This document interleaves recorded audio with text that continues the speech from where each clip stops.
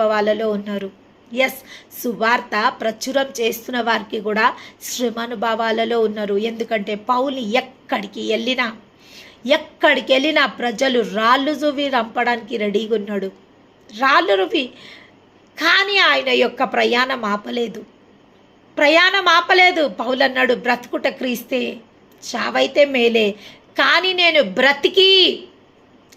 బ్రతికి అనేకులకి సువార్తని ప్రచురం చెయ్యాలని ఆశ కలిగి ఉన్న నేను మీ నిమిత్తము ఆత్మల నిమిత్తం భారంతో నేను సజీవుడనై ఉండాలనే ఒక ఆశతో నేనున్నా.